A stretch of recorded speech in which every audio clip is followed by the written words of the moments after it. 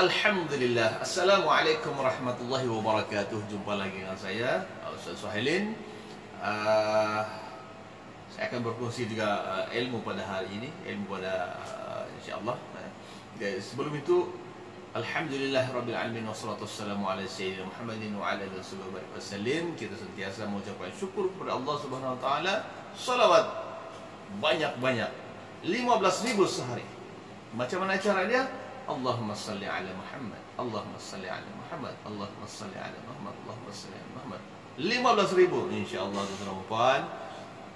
Kehebatan akan Allah bagi kepada kita. Selain pada zikir subhanallah, alhamdulillah, wala ilaha illallah, Allahu akbar, subhanallah. Dan insyaAllah tuan-tuan dan puan, adik-adik, rakan-rakan yang saya akan berkongsi pada kali ini yang bertajuk haram. Haram. Di dalam hukum Islam ada lima hukum Islam ni, ada 5. Satunya apa nama tu? Wajib, sunat, makruh, harus. Yang satu ni haram. Okey. Saya akan beritahu tentang ini, tentang awas, jauhi makanan yang haram. Makanan, asal makan ini adalah harus. Setiap manusia ini kena makan. Harus makan itu. Makanan pun kena harus. Makan. Jenis minum pun itulah harus. Tapi dia akan boleh menjadi 5 hukum ini. Wajib, sunat, makruh dan haram. Kita akan bincangkan tentang perkara haram, iaitu kita kena jauhi makanan-makanan yang haram. Makanan dan minuman tuan-tuan adalah harus, keperluan kita di dunia ini. Jadi setiap hari kita akan makan sebanyak berapa kali? Ada berapa kali makan hari ini? Jawab. Sekali, 2 kali, 3 kali, 4 kali. PKP. Ada yang terkesan dengan PKP. Allah Akbar, kan? Terkesan. Maknanya ada yang 2-3 hari tidak makan, puasa. Bantu mereka ini. Jadi yang bagi kita ini yang ada, yang penting cukup makan. Jangan makan sampai pulau buncit perut, kan? Okey. Jadi ada di antara kita ini tuan-tuan dan puan yang seronok berjalan ke mana-mana kerana dapat berbelanjaan.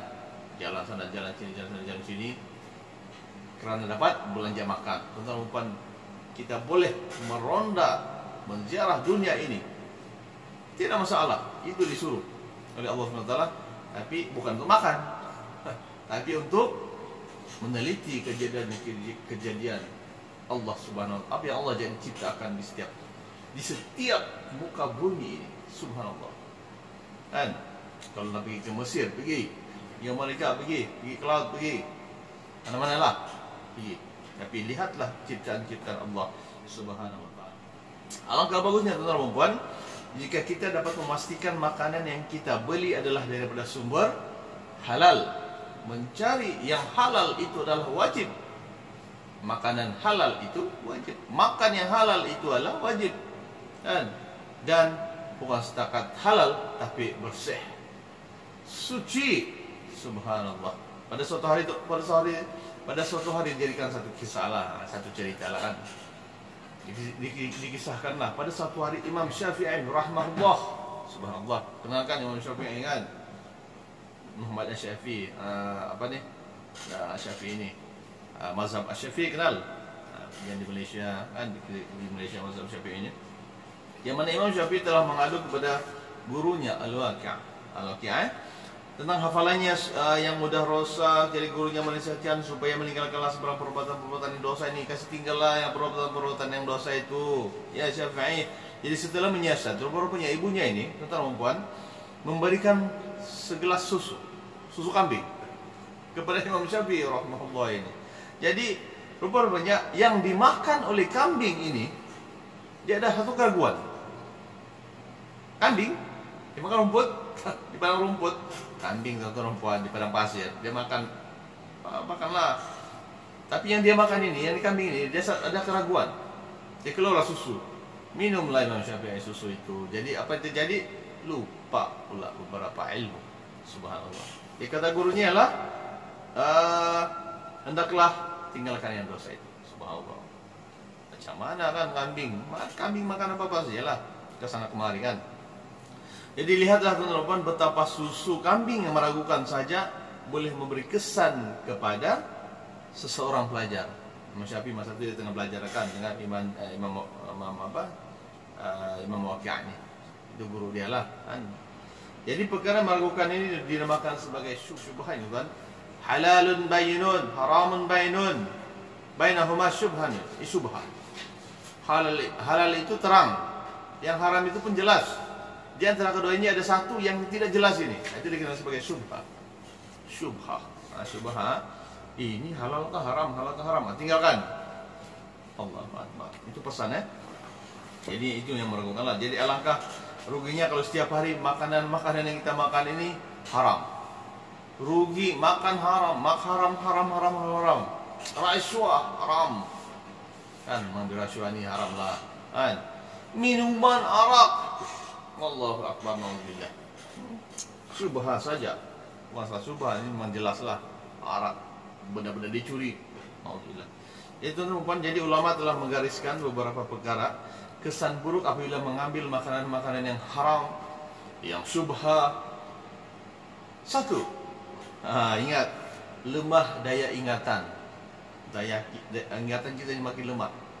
Bayangkanlah makan benda-benda yang tidak bagus, yang tidak berkhasiat, lemah lah kita punya ingatan. Yang kedua, kalau belajar, malas belajar. Malaslah membaca nih. Malaslah, saya sih malas. Las-las tidak dapat apa-apa.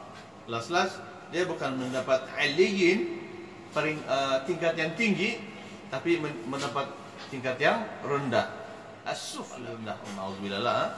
Jadi yang ketiga adalah sukar untuk menguasai ilmu.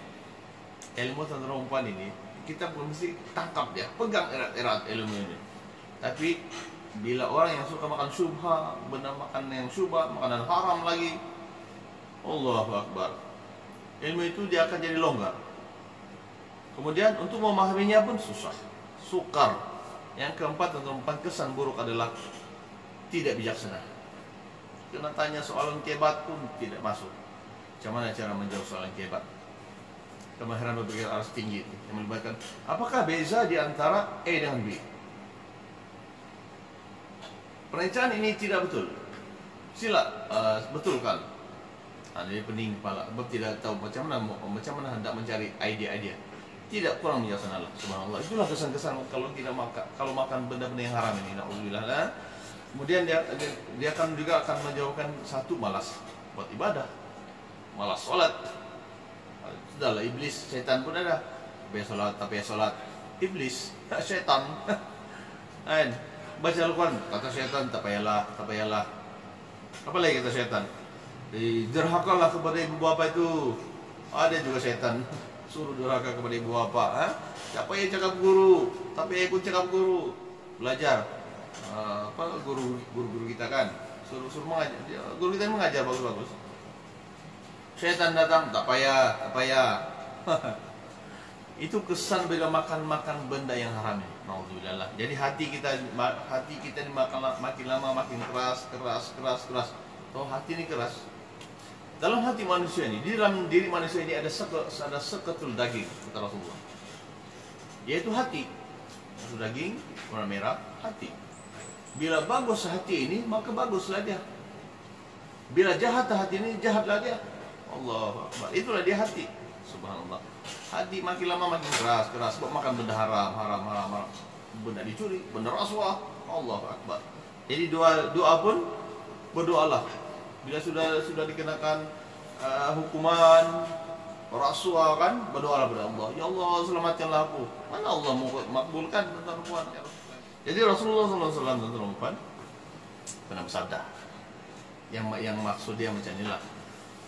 Ada satu orang lelaki ini, dia belayar, tahu belayar. Dia lelah musafir jauh. Kan, sedangkan rambut dia ini kusut masai. Kemudian berdebu lagi, berdebu masai, berdebu dia angkat tangan kepada Allah. Ya Allah, dia berdoa kepada Allah SWT. Ya Allah, ya Tuhanku. Dia mohon kepada Allah. Padahal kata Nabi, makanan dia ini adalah haram. Makan haram yang benda curi, benda rompakan, hasil rompakan, benda rasuah. dan sebagainya. Dan daripada yang haram, minumannya pun daripada yang haram. Minuman haram nih, arak. Arak ini kan haram kan, hari-hari minum arak saja. Ataupun minuman yang telah dicuri. Allahu Akbar, na'udzubillah. Dan pakaiannya pun daripada benda haram. Pakai sutra lelaki tidak boleh pakai ya, perempuan tidak boleh. Pakai emas ataupun benda-benda yang daripada rasuah, na'udzubillah. Jauhkanlah perkara itu. Kemudian perutnya pula diisi dengan makanan-makanan yang haram. Perut kita ini, teman-teman. Makan harta orang miskin, apa lagi? Makanan curi, makanan rompakan dan sebagainya. Dimasuk dalam perutnya. Kemudian Rasul beritahu, macam mana Allah mau makbulkan dia punya doa? Allah tidak akan makbulkan, kata Rasulullah SAW. Allah Akbar. Jadi hadis ini adalah hadis yang diriwayatkan oleh Imam Tirmidzi. Jadi tuan-tuan dan puan, akan adik semua sana, jangan kita makan makanan yang haram, seperti rasuah, ar-rashi wal murtashi kilahuma finnar. Rasuah, kedua-duanya masuk neraka. Perbuatan-perbuatan yang tidak bagus. Allah, itu adab akhlak kan. Itu kita lihat di sudut akhlak. Akhlak ini tuan-tuan. Akhlak ini, kalau akhlak yang bagus, alhamdulillah. Bila berada dalam masjid, kita ada adab di masjid. Itu namanya akhlak. Bila kita berada dalam kelas, ada dunia adab. Bila berada di rumah, bila berada di depan orang tua, ada adab. Subhanallah. Paham kan? Kemudian bila kita berada dalam di luar rumah, di luar rumah kita ini, kita kena ada nilai. Seperti kita kena menghormati orang, subhanallah. Kita kena menyayangi orang, subhanallah. Sayangi orang-orang yang miskin, sayangi orang-orang yang sekarang ini mesti PKP. Allahu Akbar. Bila dikibarkan bendera putih, tolong bagilah dalam 10 pot beras. Lama betul tidak makan, kita boleh tanya dia, pahal tuan-tuan puan, sedekah itu bagus. Sedekah, memberi sedekah itu terbaik. Itulah harta kita sebenarnya. Allah. Jadi saya rasa itu saja tuan-tuan puan, fokusnya pada hari ini insya-Allah. Yang baik dari Allah SWT, yang kurang itu dari saya sendiri. Jangan lupa subscribe di sini. Ini subscribe, insya-Allah kita akan berkongsikan ilmu Allah SWT. Akhirnya kita akan menjadi al-layyin, latif, lembut, dan akan menjadi mulk yang dihormati oleh orang lain karena kita ketinggian ilmu kita, subhanallah, kehebatan akhlak kita, dan kita punya kepakaran seperti para juruterang. Insyaallah itu saja. Wabillahi taufiq wal hidayah. Assalamualaikum warahmatullahi wabarakatuh. Jumpa lagi.